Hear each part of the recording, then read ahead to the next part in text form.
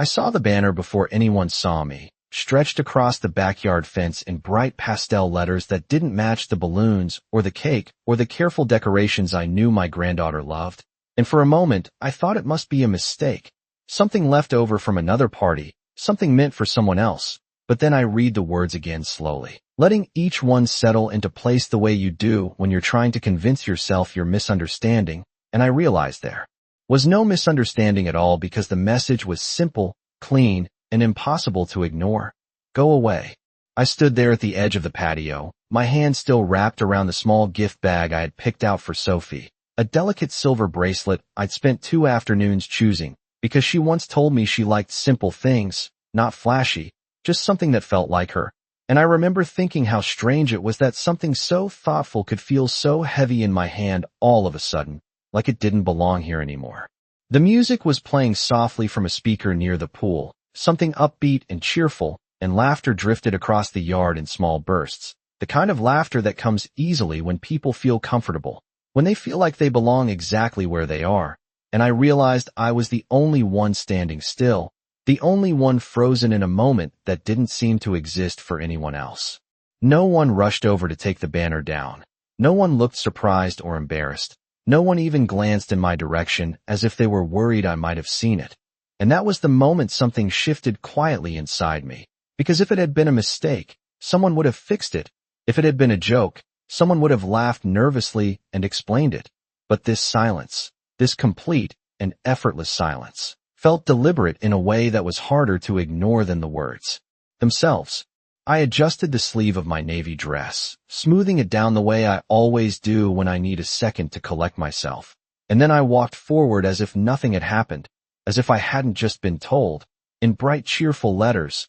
that I wasn't wanted here, because I have spent most of my life learning how to carry myself through uncomfortable rooms without making a scene, how to smile when something feels off, how to give people the benefit of the doubt, even when the doubt is getting harder to hold on to. Sophie stood near the dessert table, surrounded by her friends, her hair curled just the way she used to ask me to do it when she was younger, and for a moment I saw the little girl who used to sit at my kitchen counter swinging her legs while I baked cookies, and I wondered if she had seen the banner, if she understood what it meant, or if she had simply been told it was part of the decoration, something harmless, something normal. I stepped closer, and a few of the guests glanced at me briefly before looking away, their smiles tightening just enough to tell me they had noticed something but didn't want to be involved in it. And I recognized that look because I've seen it before in quieter situations, smaller ones, moments that didn't feel important enough to question at the time, moments I had brushed aside because it was easier to believe everything was fine.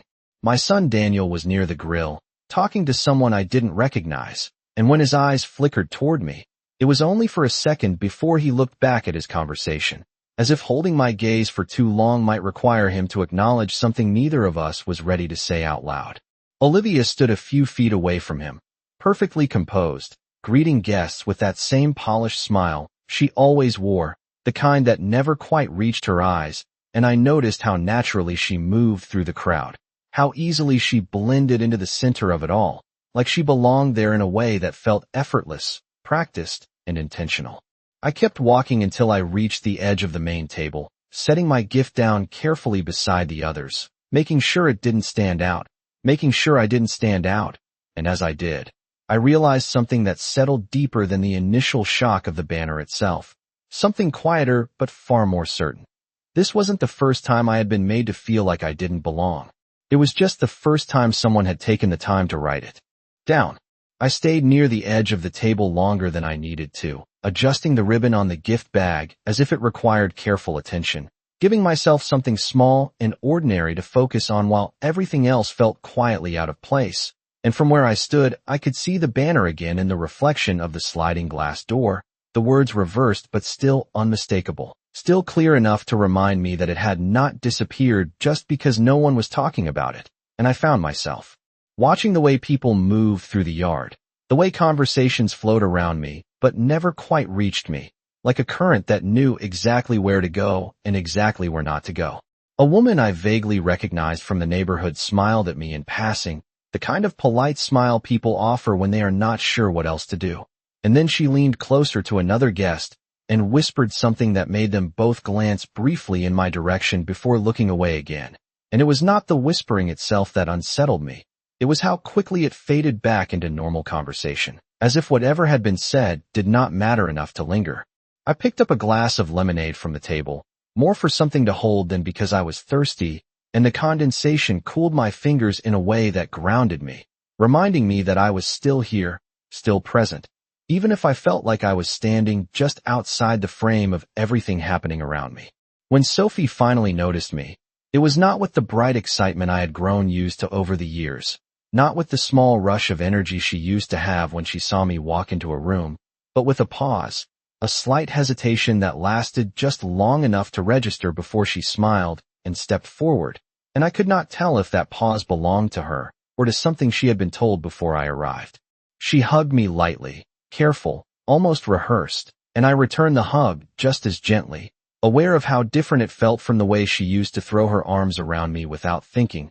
and I handed her the gift, watching her thank me with perfect manners, the kind that sound right but do not quite reach the place where warmth usually lives. Daniel passed behind us a moment later, his hand resting briefly on Sophie's shoulder as he said something about the cake, his voice steady, his tone easy, and I waited for him to acknowledge me, even in the smallest way, but he did not, and that absence felt louder than anything he could have said. Olivia approached shortly after, her smile bright and controlled, her eyes scanning me quickly before settling into that familiar expression of polite distance, and she commented on the weather, on how lucky we were that it was not too hot for an outdoor party, and I nodded, matching her tone, matching her ease, as if we were simply two people making conversation and nothing else existed between us. And for a moment I wondered if she would mention the banner, if she would offer some explanation, even a vague one, something that could be accepted without being questioned, but she did not,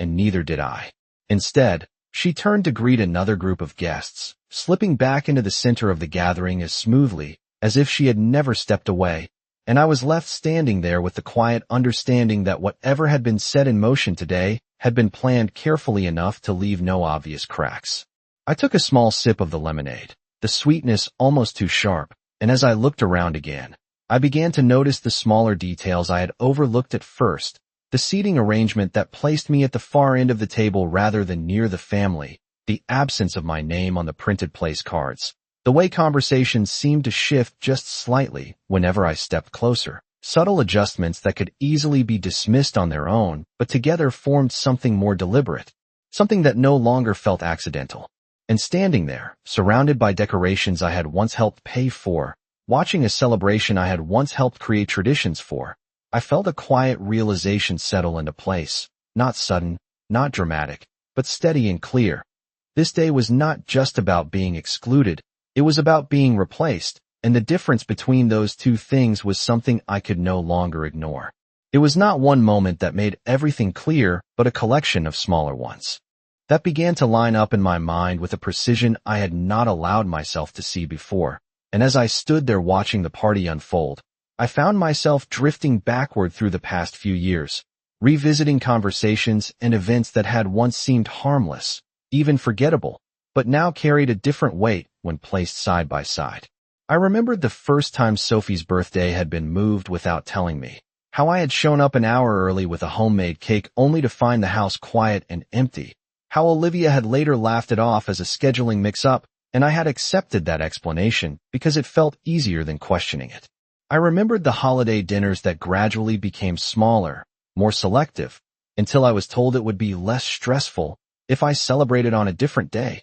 just the two of us, something more intimate, something that sounded thoughtful until I realized it meant I was no longer included in the main gathering. I remembered the way Daniel's calls had changed over time, becoming shorter, more practical, focused on updates rather than conversations, as if he were checking off a responsibility rather than reaching out to someone he once could not go a week without speaking to. At the time, each of these moments had felt like a minor shift, something that could be explained, something that did not require confrontation. But standing here now, I could see the pattern in a way that felt undeniable, like pieces of a puzzle that had always been there, but had never been assembled. A teenage girl brushed past me on her way to the snack table, laughing loudly with her friends, And for a brief second, I caught my reflection again in the glass door, standing slightly apart from the rest of the group, and I noticed how natural that distance had become, how familiar it felt, as if I had been slowly repositioned over time without ever being told it was happening. I thought about the afternoons I had spent helping Sophie with her school projects when she was younger, the hours at my kitchen table with glue and paper spread out between us, the way she used to ask for my opinion as if it mattered deeply, and I wondered when that had changed, when those small connections had been replaced with polite exchanges that ended quickly, efficiently, without lingering. I thought about the times Olivia had gently redirected plans, suggesting alternatives that sounded reasonable in the moment, ways to make things simpler or easier, and how often I had agreed because I did not want to cause tension, because I believed that maintaining peace was more important than insisting on my place. It occurred to me then that none of this had been rushed or forced. There had been no single confrontation, no dramatic turning point, just a steady series of adjustments that had gradually moved me further and further to the edge until the edge became my default position, until being on the outside felt almost expected. I took another small sip of lemonade,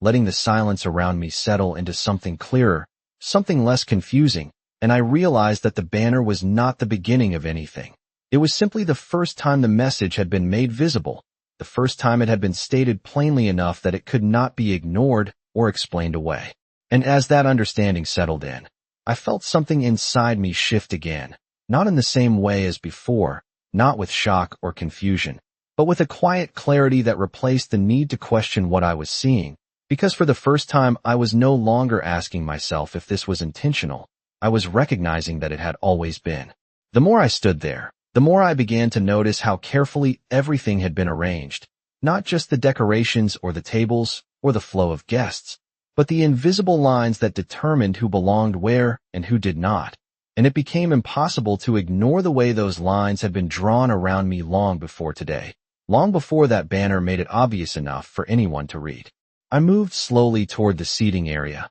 taking my time as if I were simply deciding where to sit. But in truth, I was observing, measuring the distance between myself and the rest of the family. And when I reached the table, I saw my name written on a small card placed at the far end, near the drink station, not among the cluster of seats reserved for immediate family, but just outside it, close enough to appear included, far enough to remain separate. I picked up the card and turned it slightly between my fingers, studying the neat handwriting that did not belong to Sophie, handwriting that looked deliberate and practiced, and I set it back down exactly where it had been, because moving it would have been too obvious, too noticeable, and I had already learned that nothing about today was accidental. The cake was being brought out at that moment, candles arranged carefully on top, the number 15 standing tall in soft pink wax, and everyone gathered closer, forming a loose circle around the table, and I watched as Daniel stepped beside Sophie, his hand resting lightly on her shoulder again, guiding her into the center of attention, while Olivia stood just on her other side, smiling in a way that suggested control rather than celebration. I stayed where I was, just beyond the main group, and no one asked me to come closer. No one made room. No one even glanced back as if they had forgotten to include me, and that absence of acknowledgement felt more deliberate than any direct exclusion could have been. When the song began, voices rising together in that familiar rhythm, I joined in quietly, my voice blending into the background, and I wondered if anyone would notice if I stopped, if anyone would feel the difference. But the song carried on without hesitation, full and complete, and that answered the question more clearly than anything else could have. As Sophie leaned forward to blow out the candles, I caught a brief flicker in her expression, something uncertain, something that did not quite match the excitement expected of the moment, and I could not tell if she was aware of the space I occupied outside the circle, or if she had simply accepted it as part of how things were now. The applause came quickly, cheerful and loud, and Olivia stepped forward to cut the first slice, handing it to Sophie with a small nod, then passing plates to the others in a sequence that moved efficiently through the group, and when she reached me, it was with the same polite smile, the same measured tone, as if nothing at all were out of place, as if this were simply another gathering, another ordinary celebration. I accepted the plate, thanking her, matching her calm, and for a moment we held each other's gaze just long enough for something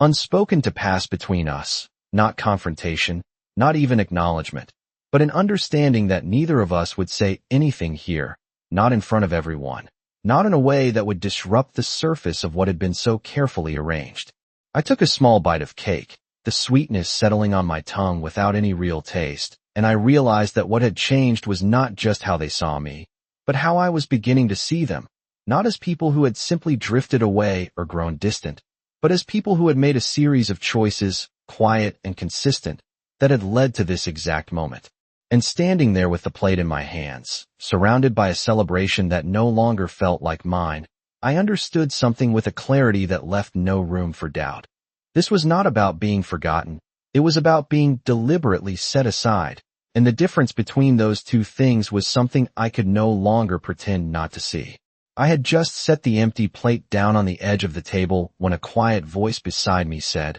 "Mrs. Wilson, I did not think you would come." And I turned to see a young man standing there, someone I recognized vaguely from the neighborhood, but could not immediately place, his posture slightly hesitant, his hands tucked into the pockets of his jacket, as if he was not entirely sure he should be speaking to me at all. I offered him a small smile, the kind that comes naturally when someone addresses you with unexpected kindness, and I replied that I would not have missed my granddaughter's birthday, not for anything, and he nodded, though there was something in his expression that suggested he knew more than he was saying. He glanced briefly toward Olivia, who was across the yard speaking with a group of parents, and then back at me, lowering his voice just enough that it would not carry beyond the space between us. "She said you probably would not show up," he added quietly, as if he were sharing something that had been weighing on him, and for a moment I simply looked at him, letting the words settle into place alongside everything else I had already begun to understand.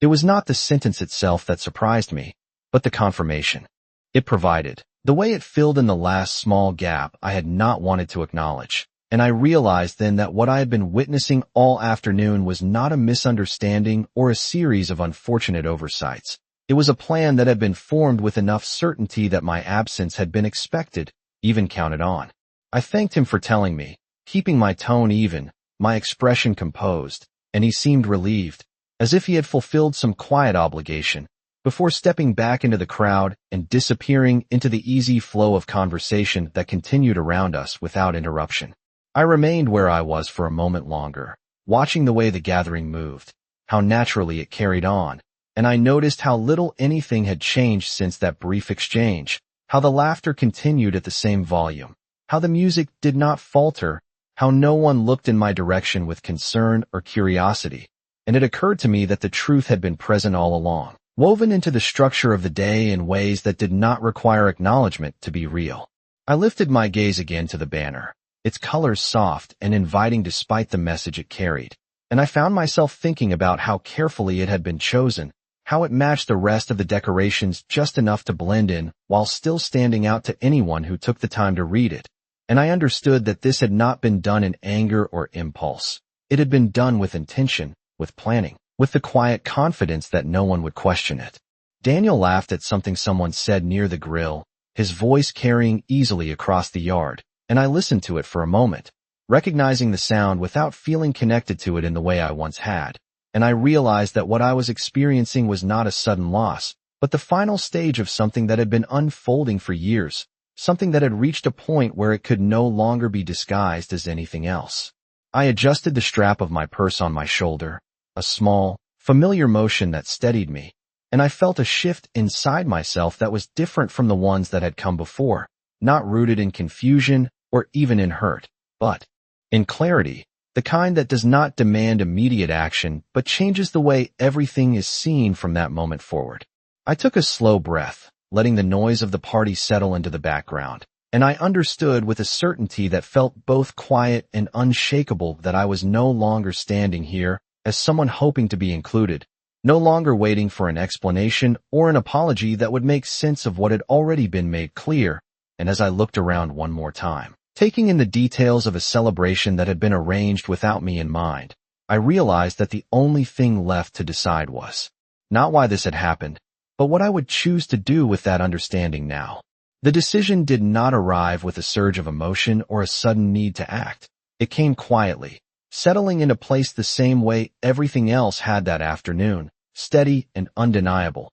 and I realized that for the first time since I had walked through that gate, I was no longer reacting to what was happening around me, but observing it with a different kind of distance, one that allowed me to see not just the moment, but the structure beneath it. I reached into my purse and felt the familiar texture of the small leather folder I always carried, something I had kept with me out of habit more than intention, a place where I stored copies of documents I rarely needed but never felt comfortable leaving behind. And as my fingers brushed against it, I thought about the last time I had updated its contents. The meeting with my attorney months ago when we had reviewed everything after my husband passed, every account, every property, every detail that had once been shared and was now, by design, placed under my name. At the time, it had felt like a responsibility, something to manage carefully, something to preserve for the family. But standing here now, I began to understand that what I held was not just a responsibility. It was leverage, quiet and unspoken,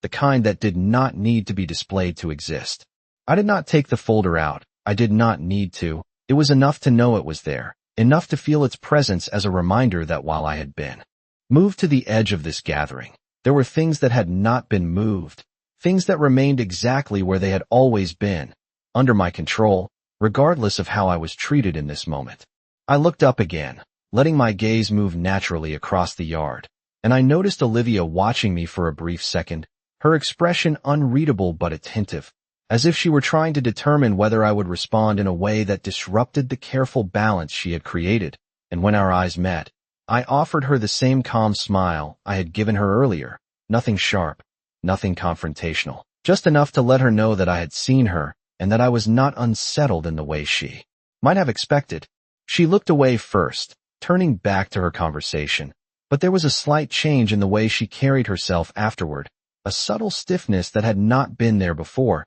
and I understood then that power did not always need to be declared to be felt. Sometimes it was enough to remain composed in a situation that was designed to provoke a reaction. Daniel continued moving between guests, laughing, nodding, maintaining the rhythm of the event, and I watched him for a moment longer than I had before, noticing how easily he occupied his place here, how naturally he fit into the center of it all, and I wondered when he had decided that this version of the family was acceptable, when he had chosen not to question the changes that had been made. But I did not dwell on it, because I knew that whatever answers existed there would not change what I needed to do next. I stepped away from the table slowly, not toward the exit as might have been expected, but toward the center of the yard, moving with the same unhurried pace I had maintained all afternoon. And as I did, I felt the shift become complete, the transition from someone who had been placed outside to someone who understood exactly where she stood and what that position meant.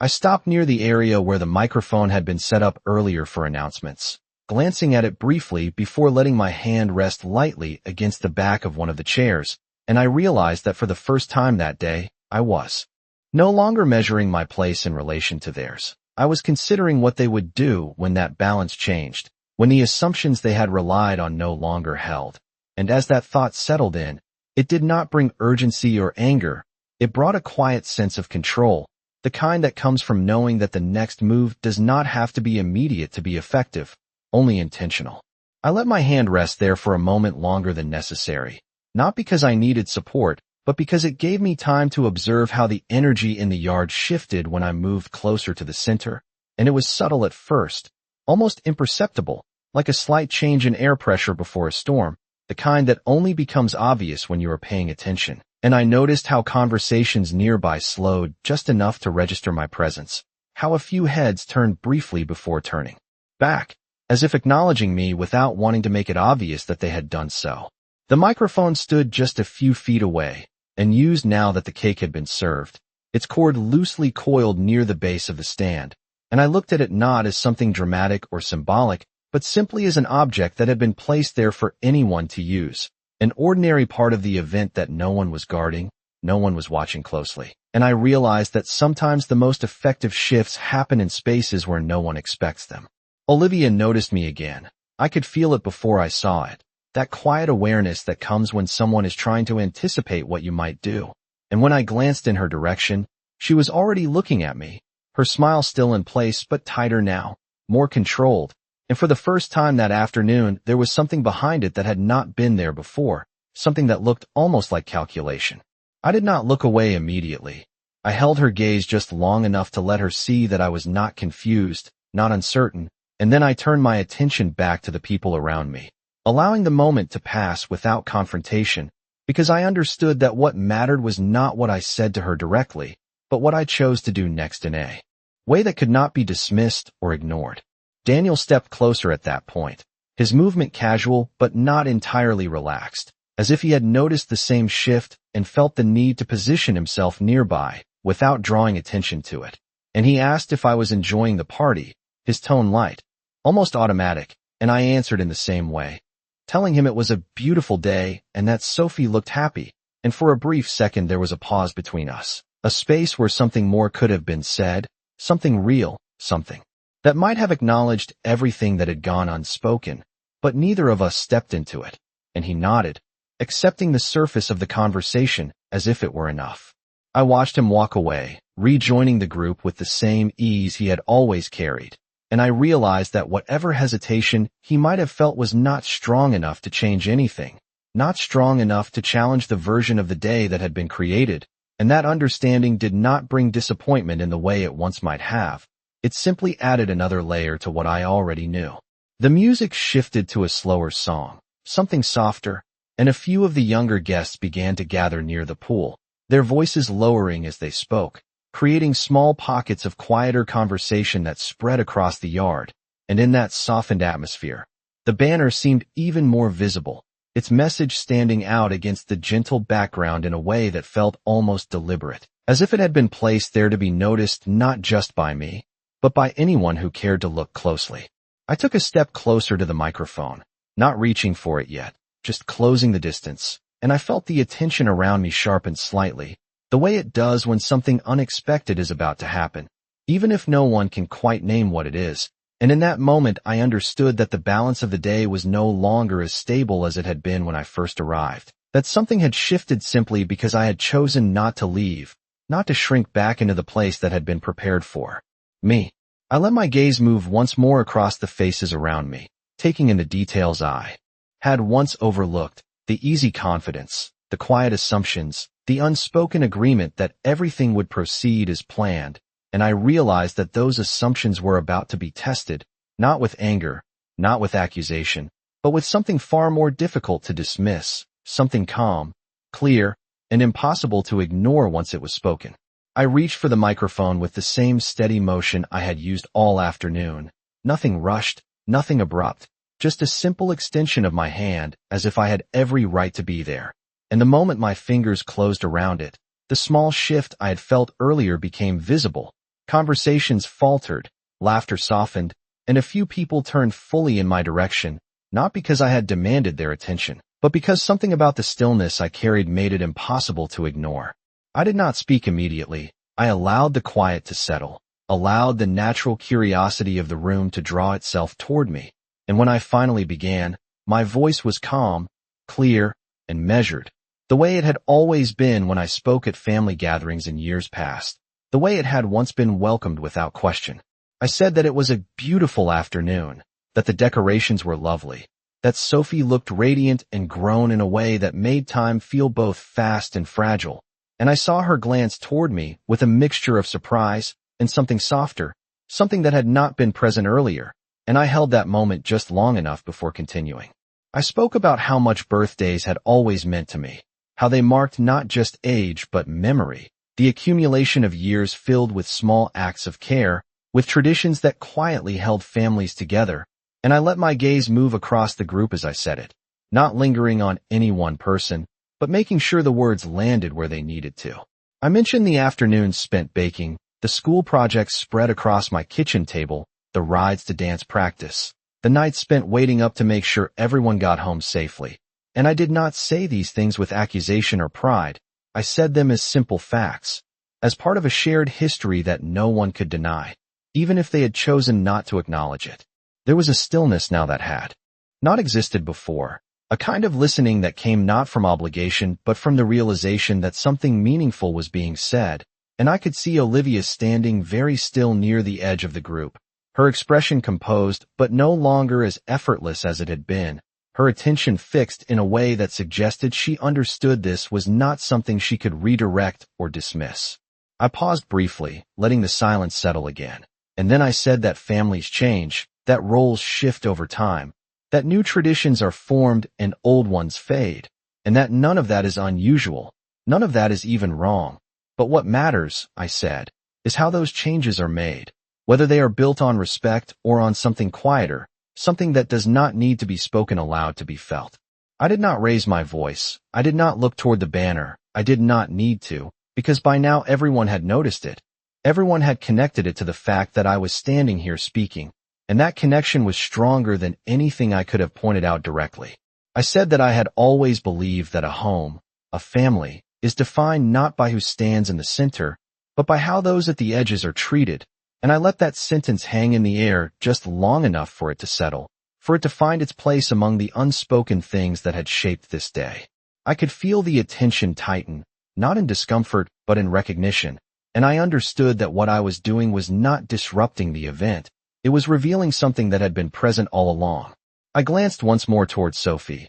offering her a small, genuine smile, and then I shifted my gaze across the rest of them, steady and composed, and I said that sometimes a single decision, something that seems small at the time, can change the way everything else is seen, and I allowed that thought to rest there, unfinished but complete, knowing that what I had said was enough to alter the balance of the moment in a way that could not be undone. I let the silence hold for just a moment longer after my last words, not forcing anything further, not rushing to fill the space, because I had learned that the most important things do not need to be repeated to be understood, and when I finally lowered the microphone slightly, I could feel the difference in the room, not loud, not chaotic, but altered in a way that no one could easily ignore. A few people shifted where they stood, their attention no longer scattered but focused, as if they were seeing the same scene through a slightly different lens, and I noticed how some of them glanced toward the banner again, reading it now with a context they had not fully considered before,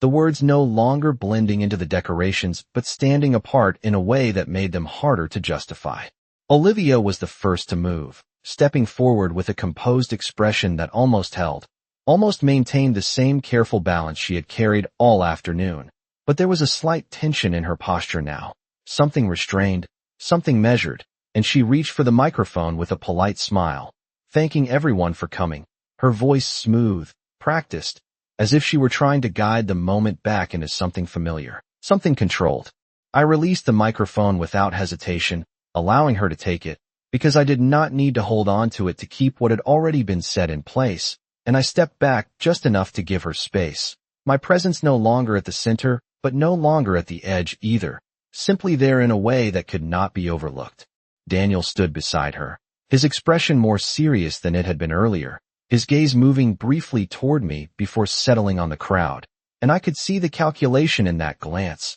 the awareness that something had shifted in a way he had not anticipated, even if he did not yet understand what it meant. Olivia spoke for a few moments, thanking guests again, making light comments about the food and the decorations, but there was a carefulness in her tone now, a slight hesitation that had not been there before, as if she were choosing each word with more attention than usual. And while the crowd responded politely, the easy rhythm of the party did not return in quite the same way, something quieter lingering beneath the surface. I stepped away from the group then, not in retreat, not in resignation, but with the same calm. Intention I had carried forward, and as I walked past the tables and toward the gate, I did not look at the banner again. I did not need to, because its purpose had already been fulfilled in a way that had gone beyond what anyone had planned. Sophie caught my eye as I passed, her expression uncertain, thoughtful, and I gave her a small, reassuring nod, something simple that did not place any burden on her,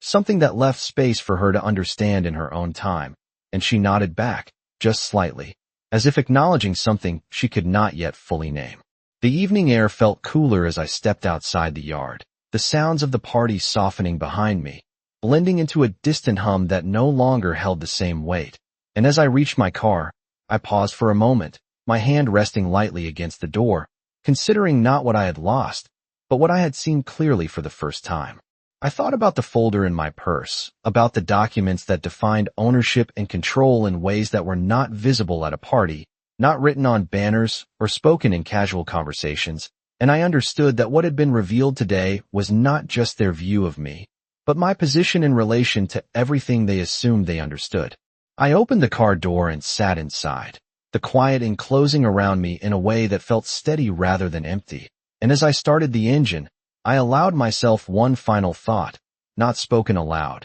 not shared with anyone, but clear and certain in a way that required no explanation. The message they had chosen to display had not pushed me out. It had shown me exactly where to stand, and from that place, I no longer needed to ask for a seat at their table because I was the one who would decide whether that table remained theirs at all.